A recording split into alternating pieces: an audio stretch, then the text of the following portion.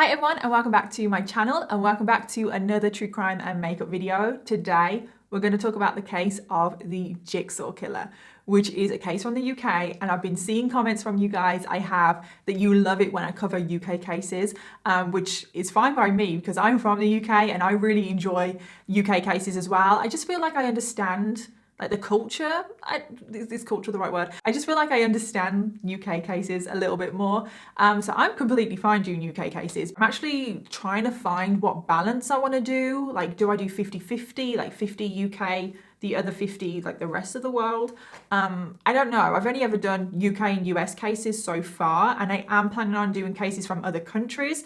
I'm just trying to find the right balance. So let me know what you want. Let me know what kind of cases you want, maybe from what countries. I don't know. Please just let me know what you're interested in. Now, the Jigsaw Killer. I know what you're thinking. The Saw films. Have you guys seen them? I have, and I really wish I hadn't.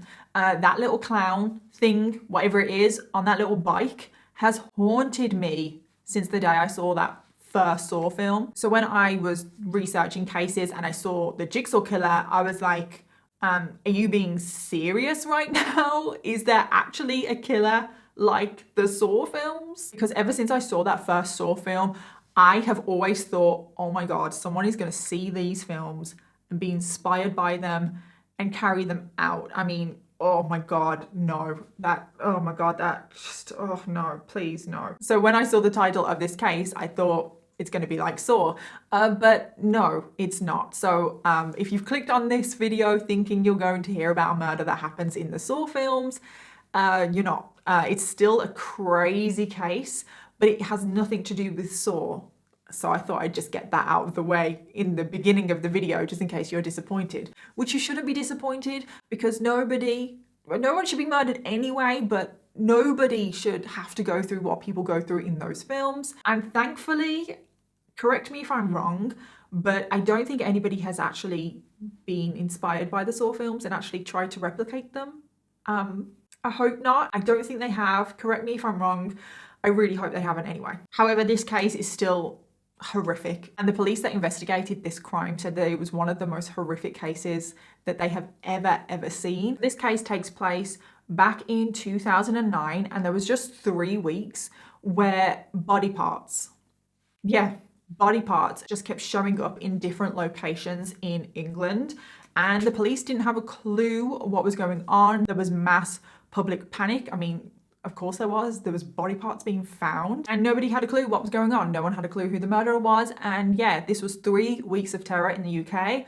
So yeah, let's jump in and find out who the Jigsaw Killer is. So on March the 22nd, 2009, in a little sleepy British village, which was Cottered, Hertfordshire, a farmer was just on his land, on his tractor, minding his own business, just going about his work, when he comes across a small green travel bag on his land. It was just lying like at the edge of one of his fields. He opens the bag and inside he finds another bag in a bag. And the bag inside the travel bag, was like a plastic carrier bag, and it was completely done up in duct tape. So inside the plastic bag, there seemed to be a large object, and he couldn't quite make out what this large object was.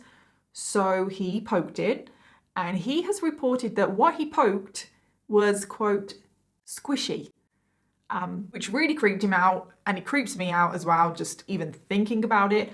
And he decided against opening the plastic bag, which I think was a very wise idea. He decided to call the police instead. So when the police arrive, the police open the bag and they find inside the bag a severed human leg. Can you just imagine? This happened on a Sunday morning. Can you imagine being the police officers on this Sunday morning, which probably nothing much happens on a Sunday morning, or does it? Because it's after a Saturday night. But anyway, can you just imagine being this police officer and being called to a farmer's land? I don't even know what they were expecting to find in this bag, but I doubt it would have been a human leg. And I just want to point out as well, this wasn't part of a leg that they found. This was the whole leg. The whole leg. It was intact from hip to foot. It was the whole leg. I honestly don't know how that whole leg fit in that small travel bag. And legs just don't turn up in small villages. No, they don't even turn up anywhere It's not very common anyway. It just sounds like something that would literally happen in Midsummer Murders. Anyone watch Midsummer Murders? My nanny's obsessed with that show. So when the police first found the leg, they thought there may have been a completely innocent explanation as to why this leg was in this bag. Yeah, innocent explanation. I'm sorry, but what innocent explanation is there for a severed leg being found in a bag on a farm? They thought that it may have come from a proper medical amputation, because of course legitimate medical procedures sometimes dispose of their amputee limbs in bags in fields. I just wonder how long they spent on that theory. I hope it was like a second. I don't know though. But they did realize at some point, like I said, I don't know how long it took them, but they did realize that this was not legitimate. Like, this just doesn't happen. And this severed human leg probably was from a murder victim. And they needed to find what the hell happened. So they opened up and started an investigation to try and figure out how this leg ended up in this field. The field that the leg was found in was just to the side of the A507 road, which was the main road that went through this little village. So the police thought it's probably likely that someone was just passing through this village and kind of just stopped and threw the leg out of the window. I don't know, but I don't think they thought that it had anything to do with anybody in the village, just because of the way it was kind of like thrown and found. I don't know. And they could also determine from the leg, like the state that the leg was in, that the leg wasn't in the field for any longer than about a week. So tests were run on the leg, and it was a left leg, and pretty much all they could determine from the leg was that the victim is somewhere between 5'6" and 5'10", and they also had eczema on their leg anyway. And that is pretty much all they could figure out from this leg. Like, that's it. They extracted the DNA obviously, and they did run that through the national database, but because the person, the victim, didn't have a criminal record, their DNA wasn't in the system. So about a week passes since the discovery of this left leg, and the police pretty much have made no progress. I mean, they have pretty much nothing to go on. However, a week later, another discovery was made. A small group of people were out walking in another little village. This was a different village. It was about half an hour's drive away from the first village, so different location. This group of people were just out walking, minding their own business, when they found a human forearm. I don't know if this forearm was wrapped up in a bag like the leg was. I don't know. I couldn't confirm or deny. There is literally no reports on how this forearm was found. So I don't know if this forearm literally was just open on the ground, like literally just the forearm on the ground. I don't know. At the end of the day, it doesn't really matter. A forearm was found, and I've just got to point out that it was just the forearm. It was detached from the elbow to the wrist, so it was just this bit, like the hand wasn't even attached. It was just this bit of the arm. The police, from DNA tests and stuff, were able to determine that the forearm did belong to the same person as the left leg, but because it was just the forearm, it literally didn't give them any more information about the person than the left leg did. Like, it didn't give them anything more, so they really just still didn't have anything else to go on. So still the police are completely clueless as to who this victim is and who the killer may be, because they found it in a different location as well. This is like completely throwing the police off. And then 2 days later, on March the 31st, things, if they can, get even crazier. Another farmer was out on his land. I don't know if he was on a tractor, I don't know, but he was out on his land in Leicestershire, which is about 100 miles away from that first village. 100 miles. This is in a completely different location in England, so far away, when he came across a severed human head. Yes, a head. Oh my God. This is where it gets a little bit much. It wasn't just a head. The eyes, both ears, the nose, the tongue, the mouth, and all of the soft tissue and the skin had been removed from this head. So it was just the teeth that was left. To be honest, I can't even picture, thankfully, I can't even picture what this head would look like with everything removed. It's like, what was left, you know? It wasn't just a skull. Like, what was left? I don't know. I can't picture it. I don't want to. And again, from tests, the police could figure out that the head had belonged to the same person as the forearm and the left leg. And the only thing extra that they could determine from finding the head was that the victim was male. That was pretty much it. So this is basically like a jigsaw puzzle, hence the name of the case. Body parts are just turning up in different locations, and the police are having to almost put these body parts together to try and figure out this case, to try and figure out who the victim is and who the killer possibly is. And it was all over the media. I mean, a lot of murders are all over the media, but I'm sure you can imagine the frenzy that happened with this case and all of these body parts turning up, because this just doesn't happen. And this is when the media gave the victim the name of the Jigsaw Man, which it doesn't sit right with me that the media did that. I mean, a lot of things that the media do don't sit right with me. It's very common to give killers nicknames, which, I don't know, some people probably disagree with. I mean, it is what it is. But to give a victim a nickname, I don't agree with. I think they deserve more respect than that. They should have just gone with Jigsaw Killer, which they did in the end. But they did start off with calling the victim the Jigsaw Man. So a week later, on the 7th of April, in the village of Puckeridge, which is about 10 minutes away from the first village where the leg was found, a pest control officer had pulled up into a lay-by on the A10 road, and he got out. He just wanted a break from driving. When he got out of the car, he just saw a bag that was just on the side of the road. He went over to the bag, he opened the bag, and in the bag there was a bag in a bag, and the bag in the bag was sealed with duct tape again. And when he opened it, he found another severed human leg, which turned out to be the right leg. So now both legs have been found from this victim. And there was such a lot of media coverage at this point. He probably knew what he found. He probably knew that he'd found a piece of the puzzle to the Jigsaw Killer. And then just 4 days later, on April the 11th, a man was out walking just a few miles away from where this second leg was found, and he made a gruesome discovery. And he came across a suitcase that was just lying in a ditch. Now, if this was me and I had been seeing that people had been finding bags and travel bags and all stuff like this, people had been finding bags, and in those bags was human body parts, I would not be opening that bag, that suitcase. I would not be opening it. I'd be phoning the police. However, this man was not me, and he opened the suitcase. And inside, he found the final piece of the puzzle, if you will. He found a severed human torso. He found a complete right arm as well. And he also found the upper left arm, which was the other part to the forearm that was found earlier. The right arm that was found also didn't have the hand attached. Remember that the forearm that was found, it was just this bit, there was no hand. So neither hands have been found yet. And to this day, actually, the hands have never been found. From the torso, the police were able to determine the cause of death because there was a stab wound in the back that had punctured the lung, and this proved to be fatal. However, even though they had this entire body apart from the hands, they still could not identify who the victim was. And what the police were most baffled by was how professional the dismemberment of this body was. Most people, thankfully, don't know how to dismember a body. At least they don't know how to dismember a body correctly.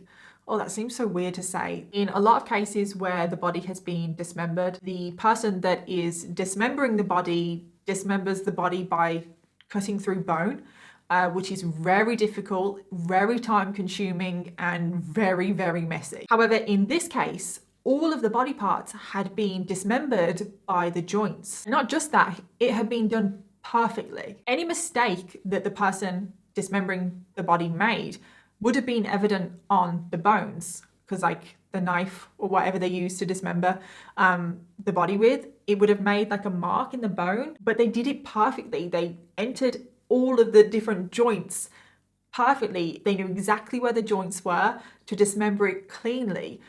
So the dismemberment of this body wouldn't have actually taken that long. I don't know how long it took, but because they'd done it so perfectly and they did it at the joints, it would have been a lot quicker than a normal dismemberment. That seems so weird to say, a normal dismemberment. To be honest, it's just, I don't know, obviously somebody dismembering a body is terrifying and horrific anyway, but just knowing that somebody is so skilled that they can dismember a body perfectly and quite quickly is absolutely terrifying. So they made a public appeal asking anyone to phone in if they knew anything about anything to do with this case, because the police just didn't have a clue. They had nothing to go on, really. And I just think it's crazy that the police have basically a full human body apart from the hands, and they can't identify the victim. I just think that's crazy. And I assume this is why the killer completely mutilated the face and left nothing on the head, because the face is the most recognizable, the most unique to all of us.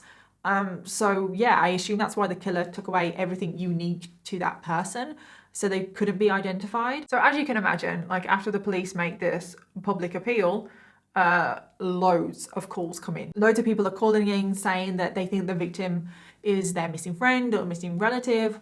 But there was one call in particular that really caught the police's eye. And this was from the mother of Jeffrey Howe. And her son had been missing for around a month. He hadn't gotten in contact with any family members or any friends. And this was very unusual for Jeffrey. He normally phoned his mum a few times a week, and she hadn't heard from him in a month, and she was so worried about him. So she was like convinced at this point that the victim could be her son. So Jeffrey Howe was 49 years old. He lived alone in an apartment in London. He was a kitchen salesman, and I'm pretty sure he kind of worked, or at least he did previously, like all around the country. He was described as a charming character. He had a heart of gold, and he just was someone that got on with absolutely everyone. And all of his friends and family were just so worried about him. They just wanted to find where he was. So the police go to Jeffrey's apartment to see if they can figure anything out. And when they go to the apartment, they are greeted by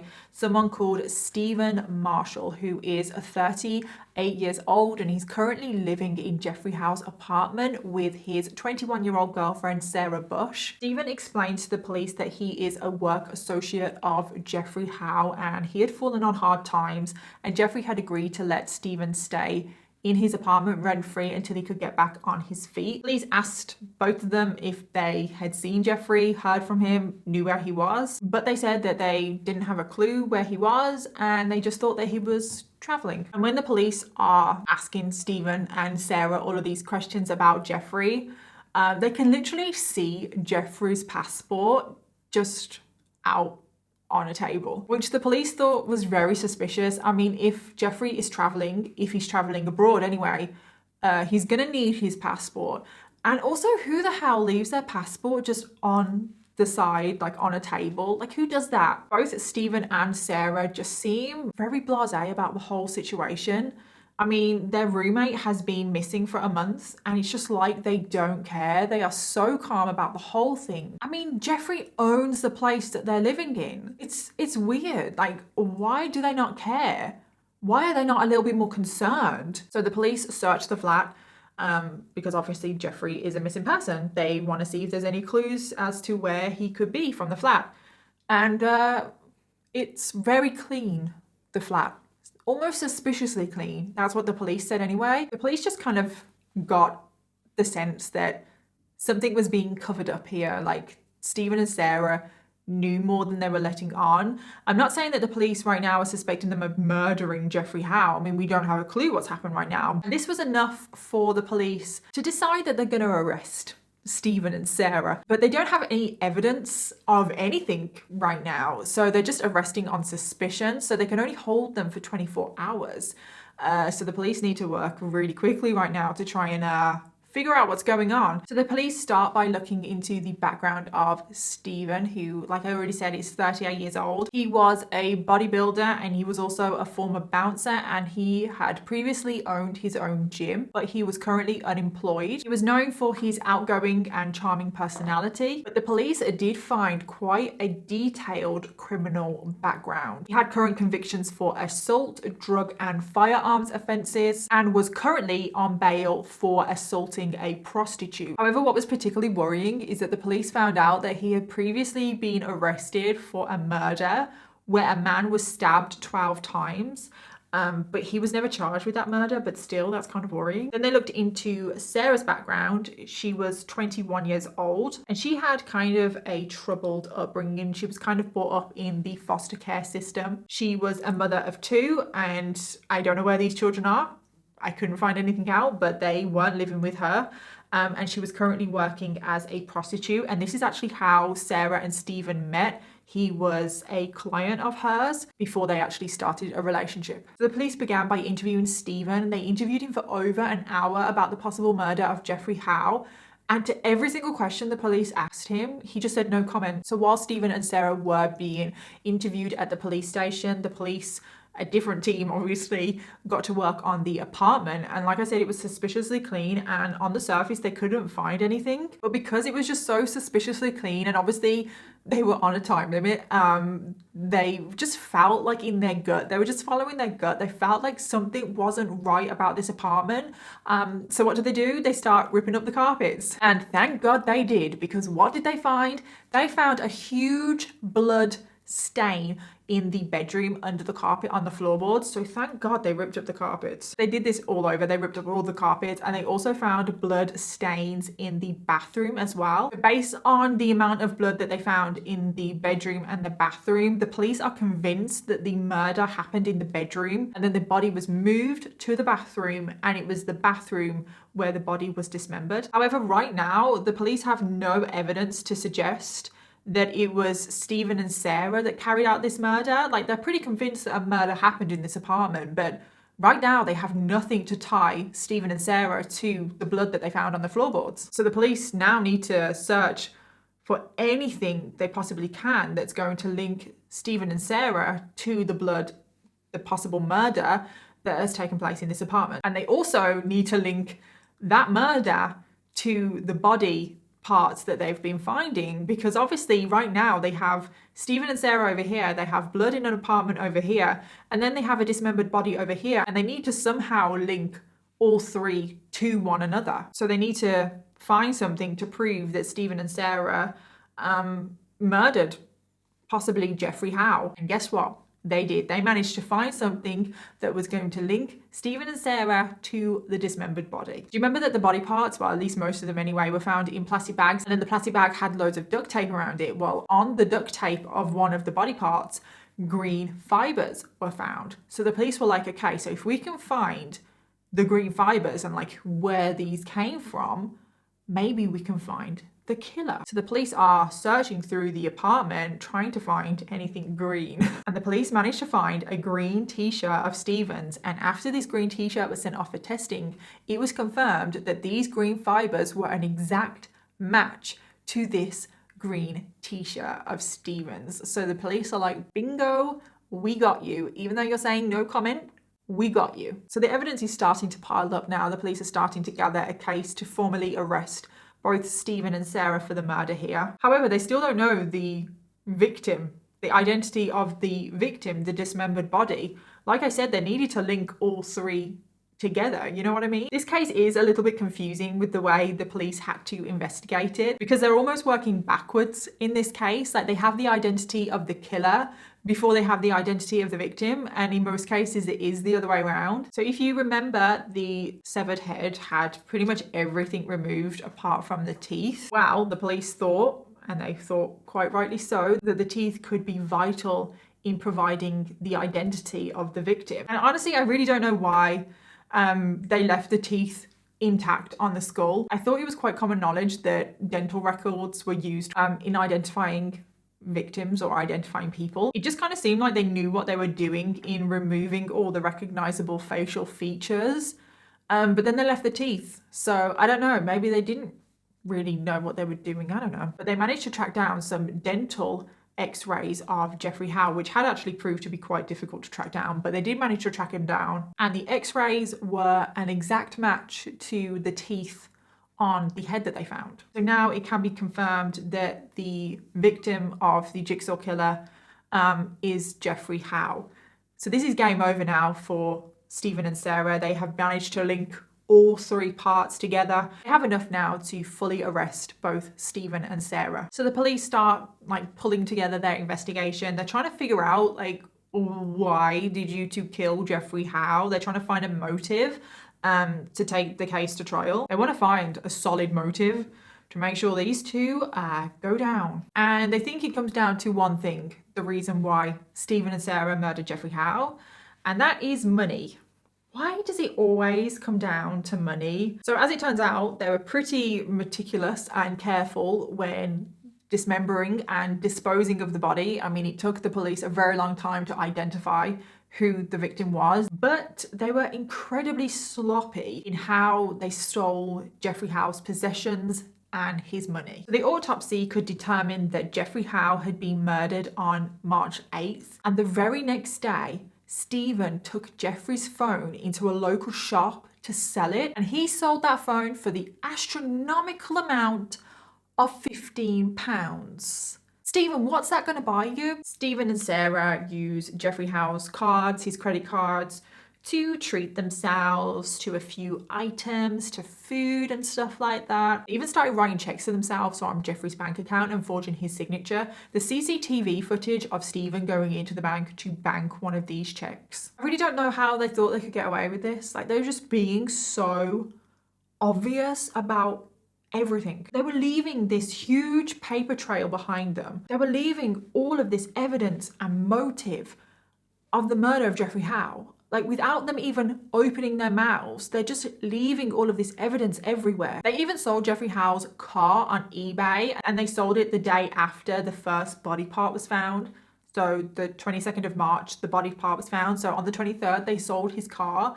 I think altogether they made/spent £5,000 in total. It's like, what was the point? Jeffrey Howe lost his life for £5,000. As it turns out, money wasn't the only motive for the murder. In the weeks leading up to the murder, Jeffrey had actually asked Stephen and Sarah to move out because he wanted them to pay rent, because they've been living there for a decent amount of time, you know? I mean, obviously Jeffrey was being kind enough to let them stay there anyway, but it kind of seemed like they were, you know, overstaying their welcome. So Jeffrey wanted them to pay rent, and they didn't want to pay rent. So Jeffrey was like, okay, well then you're going to need to move out. I mean, the audacity, you know, Jeffrey wanting rent. How dare he? Ugh. So yeah, they didn't like that Jeffrey wanted them to move out and they weren't going to pay rent. So they murdered him. So when the trial comes around, Stephen makes a shocking announcement, because previously he'd been denying the whole thing. He said that he was completely innocent, and then just randomly, suddenly he admits that he dismembered the body of Jeffrey Howe, but he wasn't responsible for the murder. The murderer is actually Sarah Bush.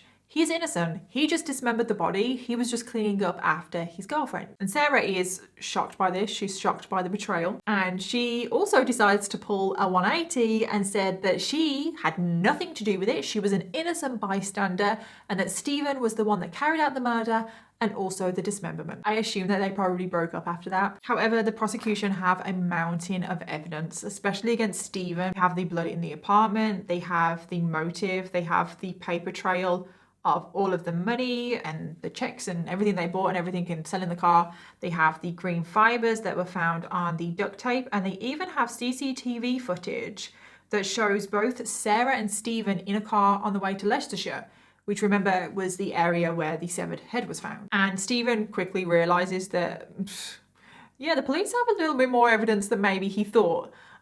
So he decides to change his plea, and he pleads guilty to both the murder and the dismemberment of Jeffrey Howe. And Sarah also has this realization, and she decides to plead guilty to helping disposing of the body. Yeah, so not the murder or the dismemberment, just the helping to hide the body. So you probably think that the story ends there, or maybe you don't, because I still haven't finished my makeup. But yeah, the story doesn't end there. So because both Stephen and Sarah have pled guilty, they just need to be sentenced now. There's no trial, they've pleaded guilty. And before the sentencing can take place, there is this process called mitigation. This gives the defendant the opportunity to stand up and speak to the judge and maybe give an explanation to their crimes.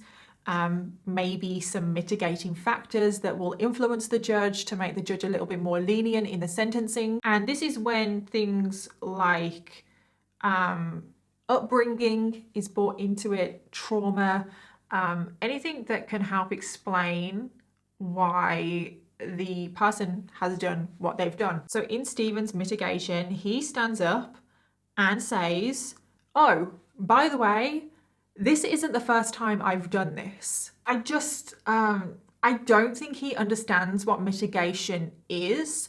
You're supposed to try and make things better for yourself, not worse. He then goes on to tell the court that back in the 90s, around 15 years prior to the current time, when he was working as a bouncer for a nightclub, and this nightclub happened to be owned by an infamous London gang, the Addams family.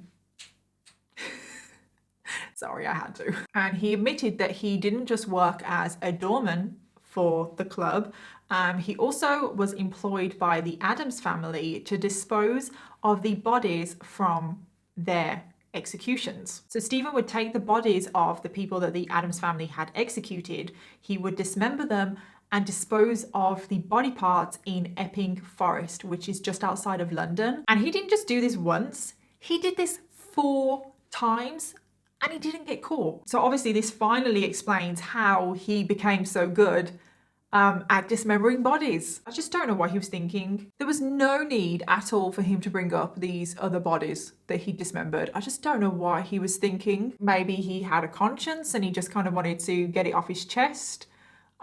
Maybe he thought it was kind of now or never. Or maybe I'm just giving him way too much of the benefit of the doubt here, and he's actually just a narcissistic psychopath who just wanted the attention now that the cameras were on him. There was just one more thing that the police wanted to find out before the end of the trial. They were hoping to recover the hands of Jeffrey Howe because the hands were still missing. And it was Sarah who revealed that they had buried the hands in Epping Forest. But the police carried out many searches, tried so hard to find these hands. But like I said earlier in the video, the hands are still missing. Never been to Epping Forest. And after this case, it probably will never be a place that I visit. I don't know. It's just that there's 4 bodies dismembered and buried in Epping Forest, and there's also the hands of Jeffrey Howe. No offense if you live by Epping Forest or have been there. I'm sure it's a lovely place. I don't know. I don't know if anyone else is like this or it's just me. I'm sure some of you think like this as well. But whenever I've been to like a national park, a big forest, or just anywhere that's like really quiet and remote, I feel like my brain quite often goes to, I bet there's bodies buried here. So Stephen and Sarah were both sentenced. Stephen was sentenced to a minimum of 36 years. He will be eligible for parole in 2046 when he is 74 years old. And Sarah was sentenced to 3 years and 9 months for helping to hide the head of Jeffrey Howe. I mean, I assume she probably helped Stephen hide most, if not all, of the body parts. But I feel like the police only had evidence of her helping to hide the head because they caught her on CCTV. So I assume that that is the only thing that they could have evidence for to charge her with. So she did only get 3 years, 9 months, and she is already out of prison. She's currently a free woman. So that is the case of the Jigsaw Killer. Nothing like the Saw films, but still a horrible, gruesome, sad case. So I hope you enjoyed the video. I always feel weird about saying I hope you enjoyed the video. If you're interested in any of the products that I used on my face today, everything will be in the description box down below. And as always, please let me know your case suggestions in the comments. I really want to know what cases you want me to cover next. And yeah, I'll see you in my next video. Bye.